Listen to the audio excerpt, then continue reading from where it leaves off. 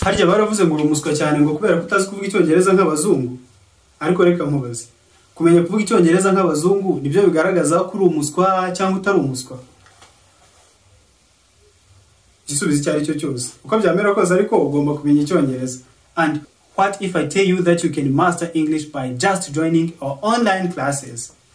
Byagenda gute nkubwiye yuko ushobora kumastering icyongereza, ushobora kumenya icyongereza rwose neza gusa uramutse uje ukigana natwe icyongereza online? What if, ako kajambo what if kavuga iki? Byagenda gute? What if byagenda gute bigenze gutya na gutya? Ejo bundi nahoze numva abafana ba Rayon Sport bari kuvuga ngo barongeye baratsindwa. Ntabwo mbizi neza ariko harabona ubise bari kuvuga ngo ngaperi yabatsinze ngo ibindi bitego ngo 3.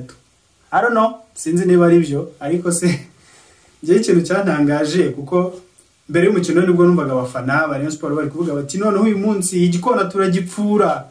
Navuga ati ariko Rayon Sport ishobora kubikomera uyu munsi iraza gukora akantu. Ahubwo nahise nibaza byari kugenda gute iyo Rayon Sport itsinda. What if Rayon Sport had won APR? Byari kugenda gute iyo Rayon Sport itsinda?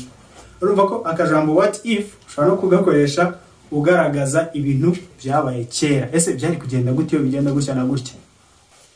Anyways, uyu munsi nari ndi kumwe n'umucuti wanjye ari kumbwira ngo afite ikizamini cy'akazi, ariko nkabona afite confidence nyinshi, ntabwo ashaka gusoma, ntabwo ashaka kwiga. Ariko namubaza se nutsindwa biraza kugenda gute? Akambwira ati ntabwo natsindwa. Namubajije nti what if you don't pass the exam? Byagenda gute uramutse utsinzwe ikizamini?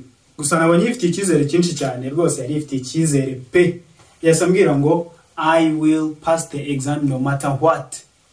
Yambwiye ngo ikizamini ngomba kugitsinda uko byagenda kose, no matter what. Akajambo no matter what kavuga ngo uko byagenda kose. Iki kintu kigomba kuba uko byagenda kose. Nawe ariko yasambwira I will pass the exam no matter what. Ni kimwe n'abantu bajya bicara bakavuga bati uri umuswa ngo naguze icyongereza this and that bla bla bla bla. Ariko rero ukwiye kwicara nawe ukabitekerezaho ugafata n'umwanzuro ukavuga uti I have to be good at English no matter what. Ngomba kumenya icyongereza uko byagenda kose. I have to be good at English no matter what. To be good at something no kuba mwiza ku kintu, niko twabisesengura. Kumenya ikintu. To be good at English, I have to be good at English no matter what. Ngomba kumenya icyongereza uko byagenda kose. Hari n'izindi ngero nyinshi.